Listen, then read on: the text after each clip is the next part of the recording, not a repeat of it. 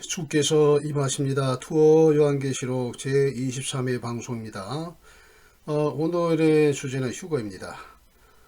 휴거는 참으로 경이로운 교회의 승리, 영광의 시간, 그야말로 필설로 다 표현할 수 없는 찬란한 환희의 순간이죠. 자, 이 방송을 들으시는 모든 분들이 이 놀라운 영광의 자리에 있기를 주민으로 축원을 드립니다. 이 휴거에 관한 내용은 계시록 7장 9절 이하에서 이미 살펴본 바가 있지요.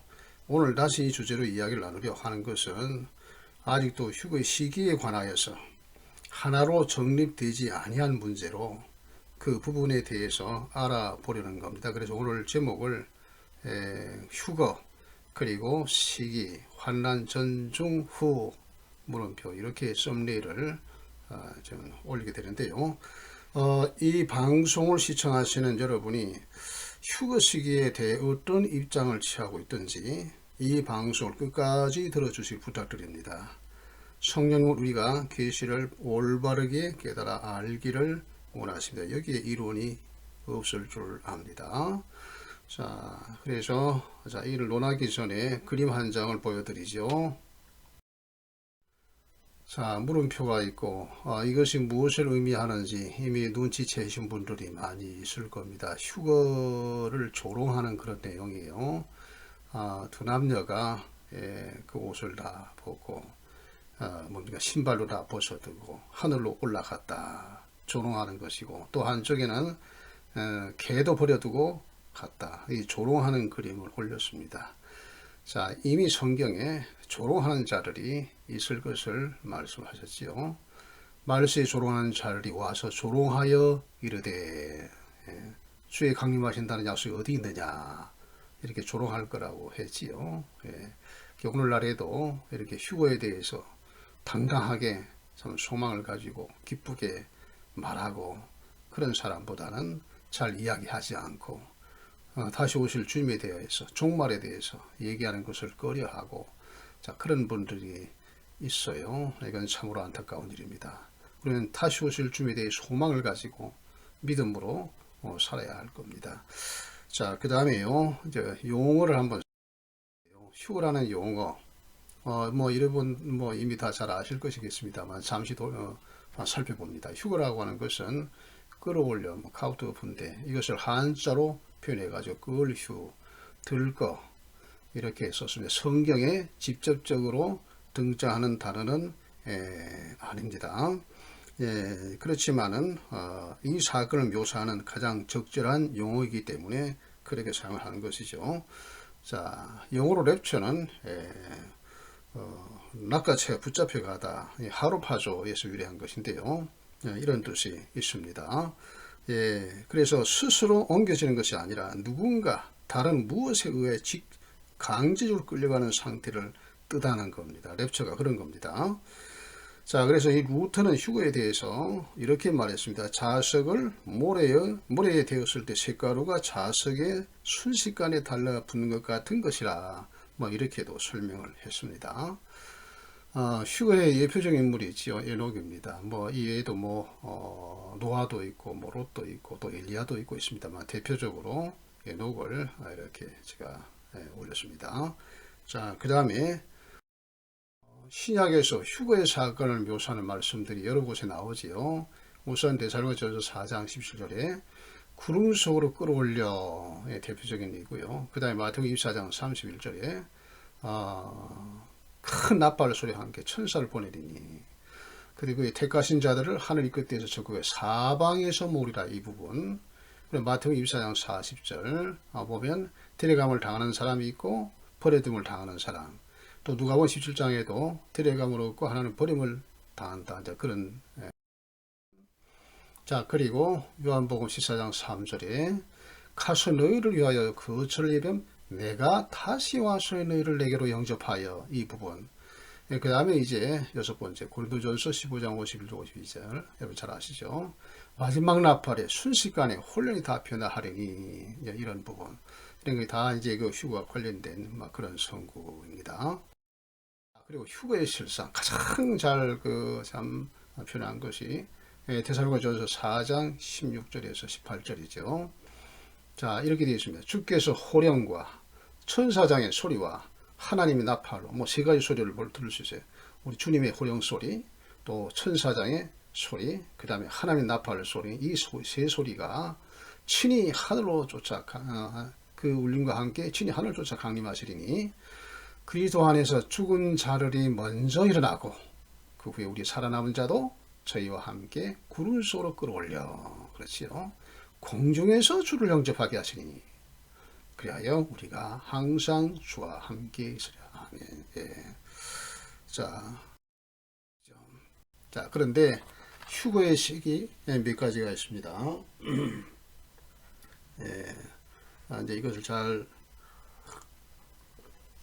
살펴봐야 되겠는데요. 예. 자, 여러분이 잘 아시는 환란 전 휴거를 살펴보려고 합니다. 환란 전 휴거는 환란이 있기 전에 공중 들림, 즉 휴거를 맞이하게 될 거다. 그리고 지상 재림 사이에 7년의 갭이 있다. 자, 이것은 이제 미국의 근본주의와 한국교회 대다수가 지지하는 내용입니다. 그러면 이유가 뭐냐? 뭐 때문에 그러느냐? 이유는 7년 환난기는 유대인들을 다루는 시기이다 하는 겁니다. 그래서 7년 환난기라고 하는 것은 다니엘이 70일의 그 약속, 그 마지막 한일의 그 7년, 그래서 내 백성과 내 거룩한 성을 위하여, 그러니까 유대인을 다루는 시기이기 때문에 그러므로 교회는 환난기 전에 휴거되어야 마땅하다는 그런 주장입니다. 이게 대표적인 거예요. 예. 자, 그 다음에 환난 후 휴거가 있습니다. 이것은 휴거와 재림을 동시적 사건으로 환난기 마지막에 일어날 것으로 보는 건데요. 초대교회로부터 전해져 내려온 믿음으로 역사적 전천년 입장이 환난 후 휴거입니다. 자, 그런데 박형용 박사를 여러분 잘 아시죠? 우리 한국 보수교계의 거두라고 할 수 있는 박형용 박사님 그 교의 신학 내세론 중에서 일부를 여러분들께 보여드립니다. 자, 이 휴거에 관한 것인데요. 교회 역사에서 최초 3세기가는 천년기 전을 특성으로 재림의 시기에 관하여는 적기도, 대환난, 그리스도의 기환 이런 순서로 말하였고, 대환란 전 재림의 관념의 휴거를 말하는 것인데요. 그런 관념은 보이지 않았다 하는 겁니다. 즉 초대교회 시대에는 환란 전 재림을 말하지 않았다는 사실, 그리고 휴거와 재림을 동시적인 사건으로 그렇게 말해왔다라고 하는 겁니다. 자, 그 다음에 또 이렇게 말합니다. 19세기에 들어와서 재림연의 초대 해석회로 돌아가는 운동이 영국에서 개시되었으나 이 운동의 선도자들도 대환난 끝에 있을 그리스도의 단일 재림, 즉 공중 재림과 지상 재림을 이분화하지 않았다는 말인데요. 단일 재림만을 알았을 뿐이었다. 자, 이렇게 쓰고 있습니다.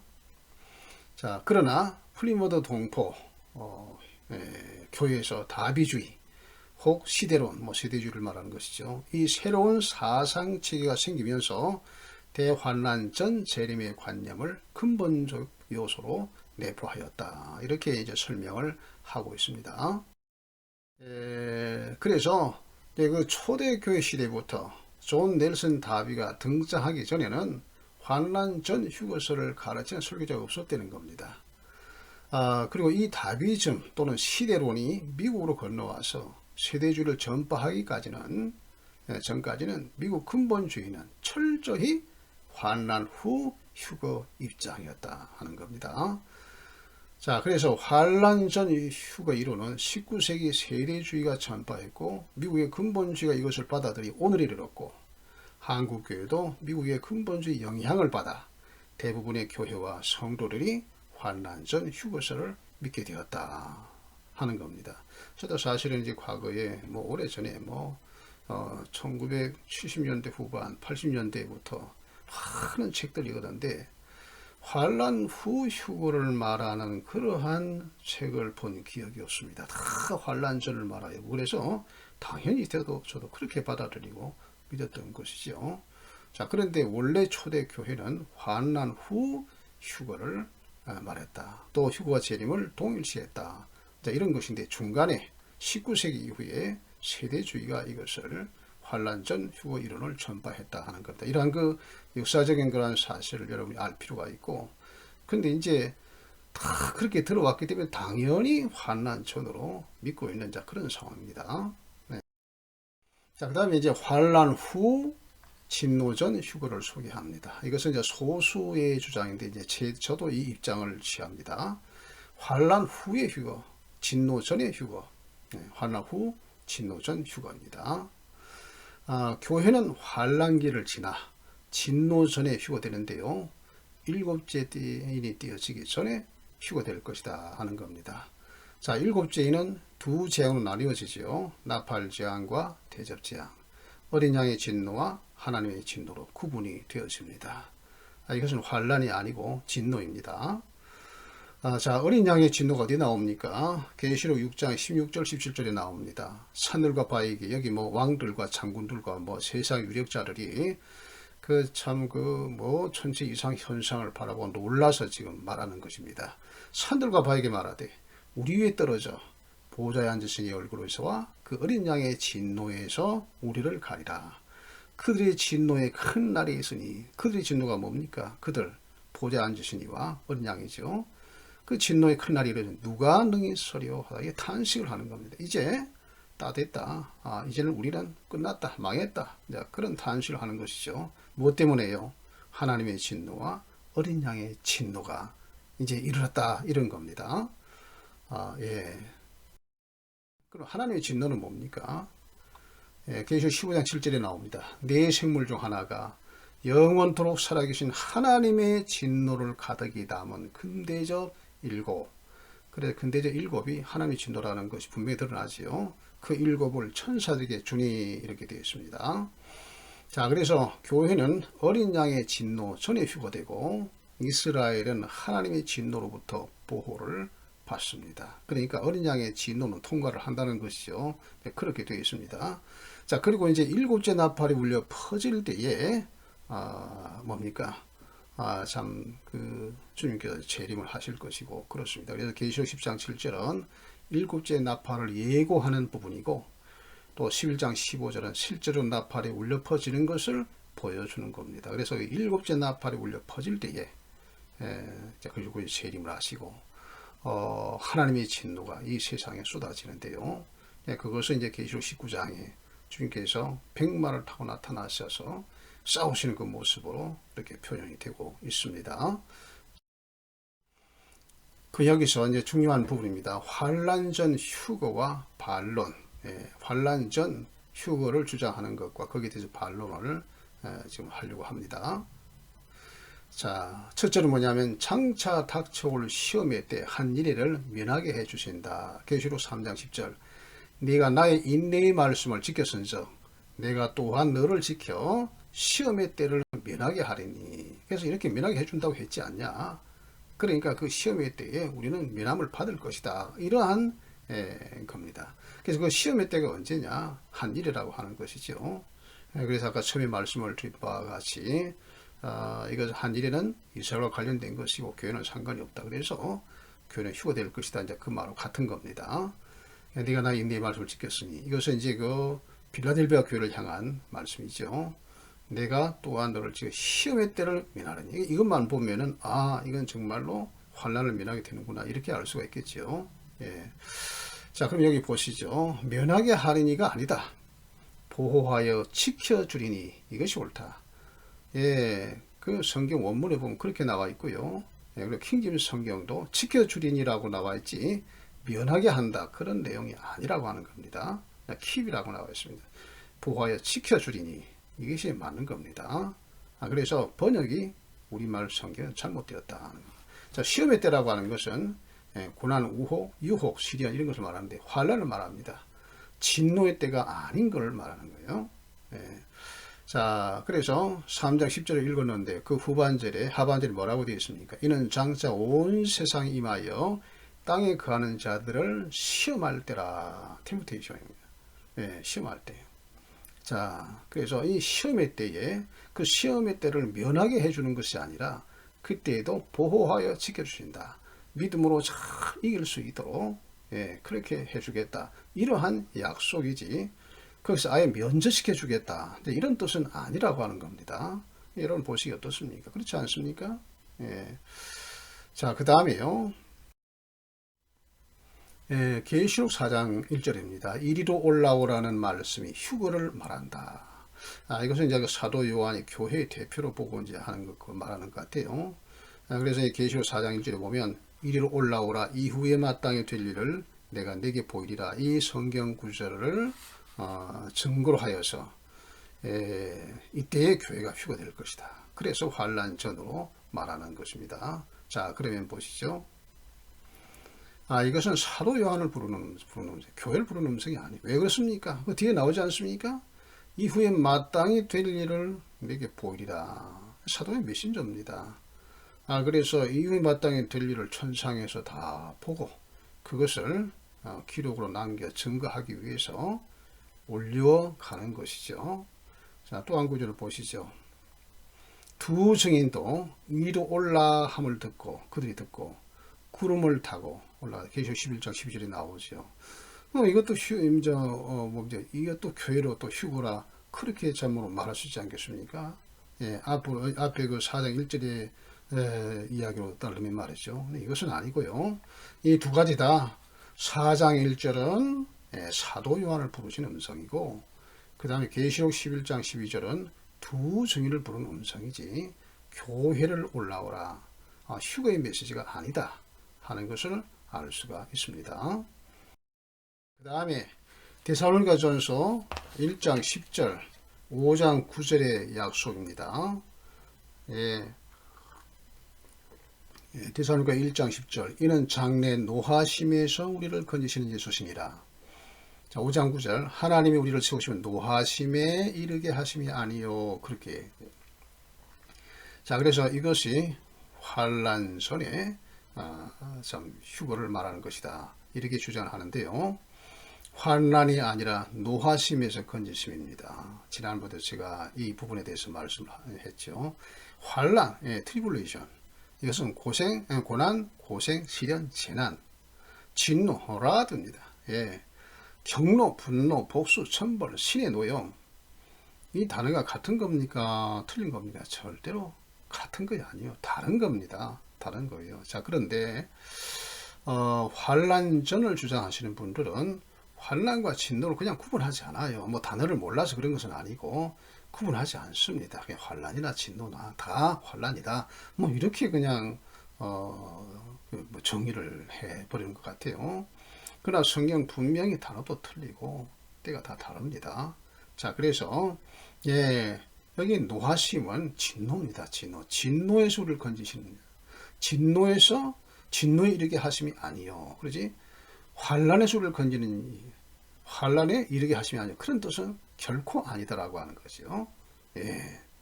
자, 그 다음에 네 번째로. 자, 막는 자가 옮겨질 때 불법의 사람이 나타날 것이다. 이 막는 자를 교회 성령으로 보는 것인데요. 말씀을 보시죠. 데살로니가 후서 2장 6절 8절 너희는 지금 그로 하여금 짐승적 그리스도죠. 하여금 그의 때에 나타나게 하려 하여 막는 것이 있는 것을 아나니 불법의 비밀이 이미 활동하였으나 지금은 그것을 막는 자가 있어 그 중에서 옮겨질 때가 자리라. 그때에 불법한 자가 나타나리니 그랬어요. 자, 여러분 막는 자가 교회 또는 성령님이시라면 직접 표현하지 않을 이유가 무엇입니까? 많은 분들이 성령이라고 말해요. 교회라고 말해요. 성령이 떠나시면 교회도 함께 떠나는 것이다. 그러므로 그때 불법한 자가 나타날 것이다. 그러므로 교회는 환란전에 휴거될 것이다. 대다수가 이렇게 주장하고 있지 않습니까? 자, 다시 묻습니다. 막는 자가 교회 또는 성령님이시라면 왜 그렇게 표현하지 않느냐 하는 거예요. 자, 그런데 여기서 막는 것이 있는 것을 아나니 이런 것을 보면은 이 내용에 대해서는 데살로니가 성도들이 이미 바울 사도로부터 가르침을 받았다는 것을 말하는 겁니다. 여기서 기록은 안 되어 있지만 말이죠. 데살로니가 교회는 무슨 말인지 알아요. 근데 이것이 막는 것이 교회나 성령님이라면 굳이 이렇게 표현할 필요가 없다라고 하는 사실입니다. 자, 그러면 다음을 보시죠. 불법의 사람은 불법의 짐승은 사람 지금 이제 해답을 말씀을 드린데요. 불법의 사람은 일의 절반의 무적행에서 올라오지요. 그럼 뭐 여러분 인정합니다. 계시록 11장 7절. 그들 두 증인이 증언을 마칠 때에 무적행으로부터 올라오는 짐승이 그들과 더불어 전쟁을 일으키고 그들 이기고 그들을 죽일 터인즉. 자, 이 두 증인이 언제 사명을 감당합니까? 1300년 반입니다. 1300년 반 동안 그 증인의 사명을 감당하죠. 그런데 그 증인을 마칠 때 그 일의 중간입니다. 무적행위로부터 올라오는 짐승이 그들을 죽인다. 이런 이야기예요. 자, 그래서 일의 절반의 불법의 사람은 무적에서 올라올 것이다 하는 거고요. 자, 그 다음에 그 짐승은 전에 있었던 짐승형 안티오코스 4세 에피파네이스이다. 지난번에 설명을 드렸죠. 지난번에 적그리스도에 관하여서 말씀을 드릴 때에 그 짐승은 전에 있었던 짐승이요. 안티오코스 에피파네이스 4세를 말한다고 이미 말씀을 드렸고요. 이 사건 때문에 수전절이라고 하는 절기가 생겼다고 제가 말씀을 드린 바가 있습니다. 자, 전에 있었던 짐승이에요. 계시록 17장 8절. 내가 본 짐승 전에 있었다가 지금은 없으나 장차 무적행으로부터 올라와. 그러죠? 언제 올라옵니까? 일의 절반에 올라옵니다. 멸망으로 들어갈 자니. 그래요. 자, 그 짐승 안투쿠스 영이 무적으로 올라와 멸망으로 들어간다 하는 겁니다. 자, 여기 보세요. 그 다음에 세 번째. 그래서 결국 데살로니가 후서 2장 6, 8절에 막는 것은 결국 무엇이냐? 무적행의 천사라고 하는 무적행의 천사. 자, 무적행에서 올라오지 않습니까? 무적행에 자기 마음대로 올라갔다 내려갔다 합니까? 그렇지 않아요. 그렇지 않습니다. 무적이 한번 가루어 버리면 못 나옵니다. 누군가가 열어줘야 나오는데요. 그것이 교회나 성령이 아니라 그것은 바로 무적행의 천사라고 하는 겁니다. 자, 증거를 보시죠. 자, 계시록 20장 1절에서 3절까지 또 내가 보면 천사가 무적행의 열쇠와 큰 쇠사슬을 그의 손에 가지고 하늘로부터 내려와서 옛뱀 마귀 사단을 1000년 동안 결박해서 무적행에 던져 잠그고 그에 임보한다 그랬어요. 옛뱀 마귀 사단 적그리스도 다 어떻게 합니까? 무적행에 던져 잠그다. 그러니까 무적행의 천사가 가두어버려 나오지 못하는 거예요. 문을 열어야 나오는 거예요. 그러니까 언제 문을 엽니까? 이 무적행의 천사가 3년 반에 무적행이 열 때 그때에 무적행이 된 짐승이 올라오는 겁니다. 그래서 이 적그리스도가 살해당한다고 그랬죠. 암살을 당할 수 있다. 그런데 그 죽었다가 말입니다. 칼에 상했다가 살아난 짐승이라 표현하지 않습니까? 그 짐승이 그에게로 들어가서 전혀 다른 사람으로 변하는 겁니다. 자, 그래서 후 3년 반에 이 자가 악을 행하는 것이죠. 자, 그래서 데살로니가 후서 2장 6, 8절에 막는 것은 무적행의 천사라고 하는 것. 너무나도 분명한. 자, 그 다음에 다섯 번째, 교회가 대환란 기간에 지상에 있다는 증거가 없다. 그래서 휴거당했기 때문에 그랬다. 그렇게 주장을 하는 겁니다. 그래서 대환란 기간에 교회라는 그 단어가 보이지 않는 것은 사실이에요. 그렇다고 해서 교회가 지상에 없는 겁니까? 그렇지 않습니다. 증거가 있습니다. 계시록 12장 17절 용이 여자에게 분노하여 돌아가서 그 여자의 남은 자손 곧 하나님의 계명을 지키며 예수의 증거를 가진 자들과 더불어 싸우리고 바다 모래 위에 있더라. 보세요. 여기 여자는 이스라엘입니다. 이스라엘 남은 자손은 교회입니다. 신약교회가 어디서 나왔습니까? 구약교회에서 나왔습니다. 부정할 수 없는 사실이죠. 자, 그런데 여러분이 아셔야 될 것은 이스라엘은 실체가 있습니다. 실체가 왜? 이스라엘은 국민 주권 영토가 다 갖춰졌어요. 세상 나라처럼 똑같이 갖춰져요. 실체가 있는 겁니다. 그러나 교회가 국민 영토 주권 이렇게 말할 수 있습니까? 물론 국민은 하나님 나라의 국민이지 그 세상의 국민은 아니잖아요. 그래서 교회는 그 실체가 없어요. 그래서 그러면 교회를 무엇으로 봐야 합니까? 무엇으로 교회 상황을 알아야 됩니까? 이 계시를 통해서 이 참 여자 이스라엘 특별히 계시록 12장에 해와 달과 12별의 멸관을 쓴 여자 그 이스라엘 아닙니까?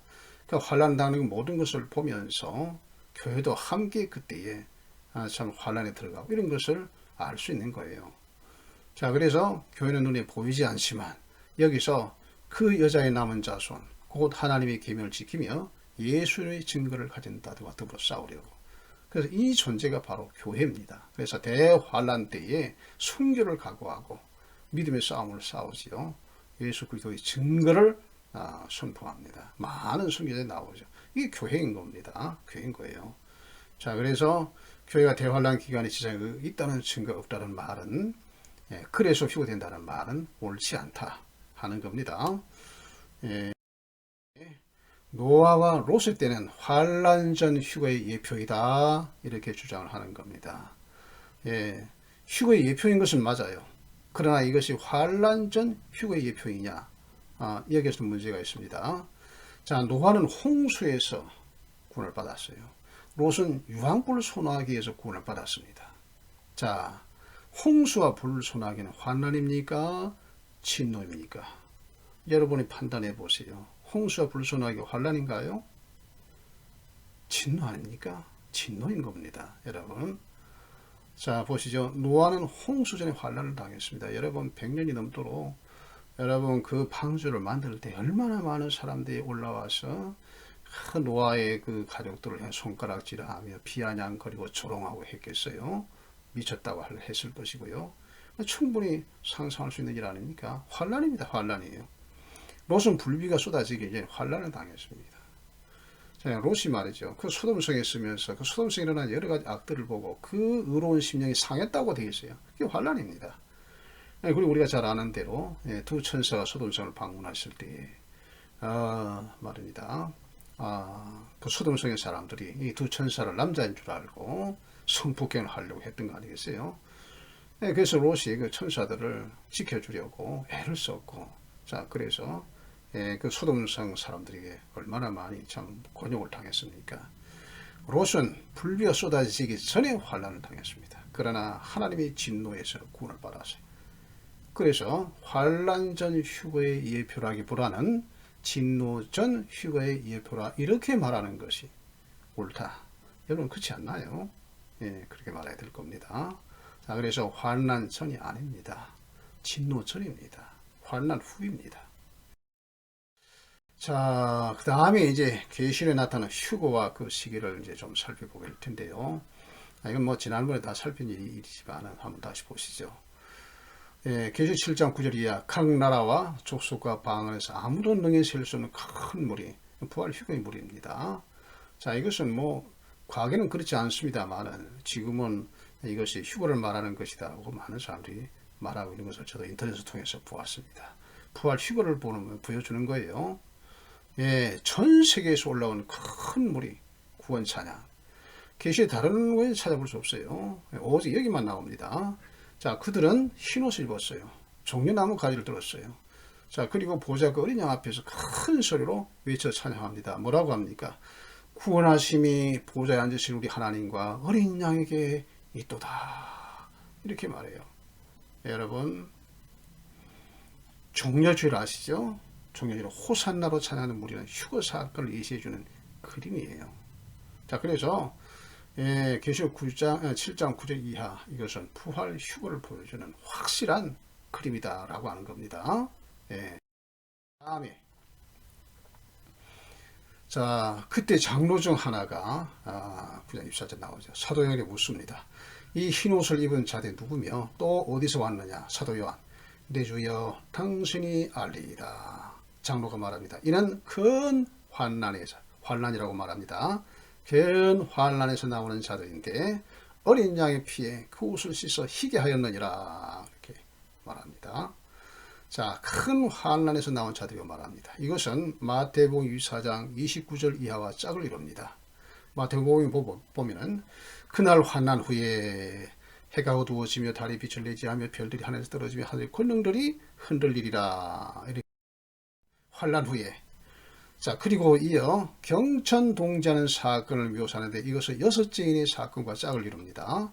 6째인을 떼실 때에 별들이 하늘에서 떨어지고 하늘은 두루마리가 말린 것까지 떠나가고 각 산과 섬이 제자리에서 옮김에 정말로 지구적 흔들림이 있어요. 자, 따라서 계시록이 보여주는 휴거 장면은 계시록 7장 9절 이하이고, 휴거의 시기는 6째인이 떼어질 때에 일어나는 사건이다. 적어도 7째인이 떼어지기 전 여정이 되었을 때에 휴거 사건이 일어난다라고 하는 겁니다. 만일 말이죠. 계시록 4장 휴거식이라면 왜 천상의 예배에 휴거물의 찬양이 보이지 않는가? 과거에 제가 말씀드렸습니다. 특별히 그 5장에 보면 주님께서 어린 양이 보좌 앉으신 이의 오른손에서 복인된 책을 취하실 때에 찬송이 울려 퍼지지 않습니까? 네 생물이 찬송합니다. 24장로가 찬송합니다. 그리고 수많은 천사들이 찬송합니다. 만물이 찬송합니다. 그 찬양과 경배를 드렸는데 아니 부활 휴거된 성도들이 그때 부활 휴거되었다면 거기서 찬송 불러야 합니다. 예? 구원하심이 우리 하나님과 어린 양에게 또 다 찬송 불러야 마땅해요. 근데 그런 장면이 나오지를 않습니다. 자, 그래서 4장 1절이 휴거의 장면은 아니다. 예. 그래서 휴거는 환난 후이다 하는 겁니다. 예. 자, 그 다음에 휴거의 시기를 보다 확증해 주는 사건이 또 하나가 있는데요. 소개를 해드리죠. 14만 4천 인치는 시기가 7장 1절에 3절에 나오는데요. 예, 여기 보면은 땅의 사방의 바람을 붙잡은 네 천사가 있어요. 천사가 있어요. 자, 근데 바람은 재앙을 뜻하지요. 자, 또 다른 천사가 네 천사에 소리칩니다. 우리가 우리 하나님의 종들 이마에 인치기까지 땅이나 바다나 나무나 해하지 말라. 재앙의 바람 불지 말라는 거예요. 자, 그리고 그 인치는 숫자가 어떤 14만 4천인데 이스라엘 각 지파 중에서 1만 2천씩 도합 14만 4천일. 이건 문자적인 겁니다. 문자적인 거예요.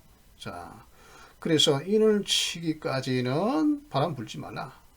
불게 하지 말라. 그러는 거예요. 자, 그러면 질문을 드립니다. 이 14만 4천을 인친 후에는 바람을 불어야 될 거 아닙니까? 바람이 불지 못하도록 했는데요. 그러면 그 인을 친 후에 어떤 바람이 불었습니까? 이게 참 중요한 겁니다. 중요한 거예요. 다 숨겨져 있습니다. 자, 해답이 있습니다. 네 나팔 재앙의 바람을 말하는 겁니다. 그 바람을 말하는 거예요. 자연계의 재앙을 보는 그런 바람인데 계시록 8장 6절에서 12절입니다. 자, 첫째 나팔. 그러니까 이제 나팔이 불기 전에 일곱째 인이 띄어지죠. 일곱째 인이 띄어지니까 나팔 재앙의 순서로 나오는데요. 자, 첫째 나팔. 피 섞인 우박과 불이 어디에 쏟아진다고요? 땅에 쏟아지는 겁니다. 네. 땅 3분의 1의 재앙을 입지요. 자, 둘째 나팔. 불 붙는 큰 상하들이 바다에 떨어집니다. 셋째 나팔. 햇불과 같이 타는 큰 별이 낙하. 강 여러 셈에. 넷째 나팔. 해달 별이 침을 받아. 그래서 3분의 1이 어두워진다. 네, 그런 내용인데요.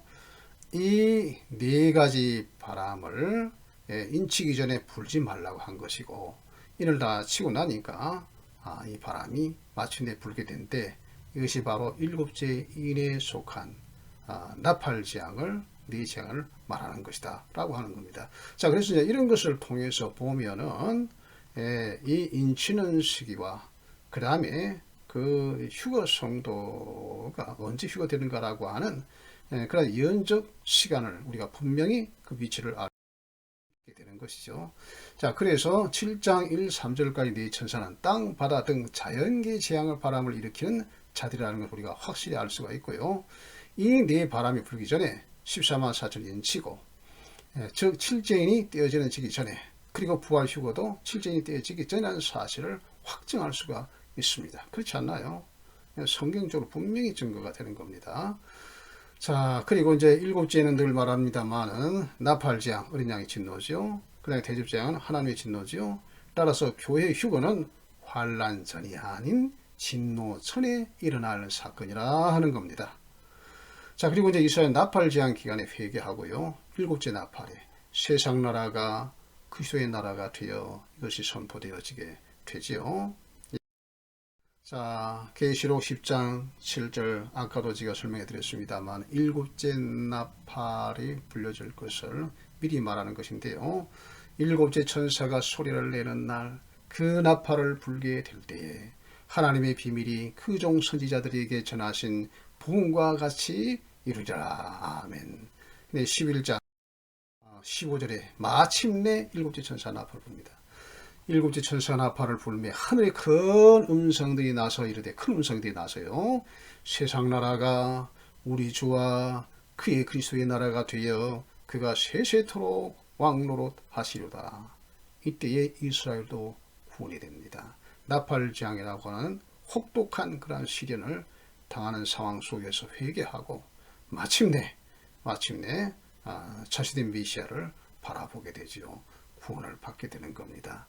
그래서 교회는 나팔지향 이전에 휴거되고, 그 다음에 이스라엘은 나팔지향을 다 통과합니다. 그리고 일곱째 나팔에 불려지게 될 때에 마침내 이스라엘도 구원을 받게 되는 것이죠. 택한 자들의 구원을 받게 되는 겁니다. 그리고 이제 대접재앙 이러한 것은 주님께서 재림하시고 백마를 타고 싸우시는 모습으로 묘사가 되는데요. 이 땅에 세상 사람들에게 재앙, 심판을 내신 것으로 되어지지요. 자, 그래서 여기서 이제 한 가지 언급할 것은 환란 전 휴거를 굳게 믿었다가 여러분 한일이가 시작될 때, 환란이 시작될 때 휴거되지 아니하는 상황이 오면 얼마나 당황하겠습니까? 분명하지 않습니까? 굉장히 당황할 거예요. 자, 그러나 환란 후 휴거를 우리가 믿고 준비한 자들은 그때가 오면 각오를 단단히 결심을 하고 그 환란 시대를 잘 이겨 나가게 될 것이고요. 그때에도 예수 그리스도의 증거를 가지고 싸울 거 아니겠습니까? 자, 보는데요. 이제 마지막으로요. 누가 휴거될 것인가? 이 부분을 좀 이야기를 좀 하려고 하는데요. 마지막 나팔 소리를 들을 수 있어요. 사도선다 셀바라지 선교사님이 영상을 통해서 그 간증을 한 것을 제가 보았어요. 그래서 이것을 제가 소개하고 이것을 전부 마치려고 합니다. 누가 휴거될 것인가? 그 사도선다 셀바라지 선교사님 이렇게 말합니다. 주님이라고 부르는 모든 이에게 이 문이 열려 있지는 않다. 오직 신랑을 만나기 위해 자신을 준비한 자들만 휴거될 것이다. 자, 이렇게 말하면서요 간증을 합니다. 어떤 간증인가 하니 이분이 1985년 싱가포르 방문 때 일인데요. 공항에서 택시를 타고 그 선교사가 지낼 어떤 목사님 사택을 향하고 있었다고 합니다. 근데 공항은 도시에 있지 않고 간척지 해변을 따라 길이 나 있었는데요. 도시로 가려면 이 간척지 길을 통과해야만 했는데 택시에 앉아서 가만히 눈을 감고 기도하고 있어서 잠시 후에 굉장히 그리고 분명한 트럼펫 소리가 들려왔다는 겁니다. 그래서 이 트럼펫 소리가 어디서 들려오나 하고 아무리 돌아봐도 알 수가 없어요. 그래서 운전사에게 물었답니다. 혹시 트럼펫 소리가 어디서 나는지 아세요? 기사가 돌아보더니 무슨 소리? 트럼펫 소리요. 무슨 소리? 아니 빰빠르 빰빠 이렇게 소리 나지 않아요? 그랬더니 중국의 기사가 의아하며 좀 중얼거렸다고 합니다. 굉장히 창피했대요. 근데 잠시 또 소리가 들려왔다는 거예요. 분명하고 똑똑히 확실하게 들리는 트럼펫 소리였대요. 그래서 기사가 또 물었습니다. 이 트럼펫 소리가 들리지 않습니까? 어디서 들려 나오는 거죠? 그냥 기사가 또 아니 당신 어디 사람이요? 나는 인도 사람인데요. 그랬더니 이렇게 말하더랍니다. 어쩐지 이상한 소리를 듣더라니. 그래서 선교사님이 이상하게 아니 나는 듣는데 왜 저 사람 못 듣지? 자, 그리고 이제 있는데 몇 분 후에 세 번째 트럼펫 소리가 들려왔다는 겁니다. 자, 그래서 기사에게 아니 진짜 이 소리 못 듣습니까? 라고 말을 하려고 하는 그 순간 성령께서 말씀하셨대요. 조용히 있으라. 조용히 있으라. 그리고 이 소리를 정확하게 들어라. 그래서 이 선교사님이 그 트럼펫 소리를 조용히 경청을 했다고 합니다. 그제서야 이 소리가 멀리 하늘에서 들려오는 것임을 깨닫게 되었대요. 그래서 성령께서 그때 말씀하셨다는 겁니다. 택시에는 너희 두 사람이 있다. 하지만 너는 듣고 저 사람은 못 들었다. 두 사람이 밭에서 일하지만 한 사람은 올라가고 한 사람은 남겨질 것이다. 두 사람은 맷돌을 갈지만 한 명은 올라가고 한 명은 남겨진다. 두 사람이 누워있는데 하나는 올라가고 하나는 남겨진다. 그러면서 이런 말씀을 하셨다는 겁니다. 오직 자신을 준비한 자만이 그날에 들려오는 트럼펫 소리를 들을 것이다. 그리스도인이라고 모두 듣는 것이 아니다. 이렇게 말씀하셨다는 거예요. 자신을 준비시킨 자들만 들을 것이다. 그래서 마지막에 선교사님이 이렇게 멘트를 합니다. 이것은 두려운 일이다. 예, 믿는다고 하는데 다 듣는 것이 아니고 다 휴게 참인 것은 아니다라고 하는 거예요. 자, 누가 듣는다고요? 오직 자신을 준비시킨 자들만 들을 것이다. 자, 준비시킨다는 것이 무엇일까? 뭐 이런 것에 대해서는 제가 설명하지 않겠습니다. 자, 여러분이 다 생각해 보면 다 알 수 있는 일인 줄로 압니다. 자, 그래서 아까 이제 그 데살로니가전서 4장 17, 18절을 제가 이제 보여드리고 있는데 주께서 호령과 천사장의 소리와 하나님의 나팔로 이렇게 참 하루부터 강림하시니 굉장히 떠들썩하고 놀라운 광경, 모든 사람이 그 소리를 들을 수 있을 것이다. 저는 그렇게 생각했었는데 이번 말씀은 듣는 자만 들을 것이다 하는 겁니다.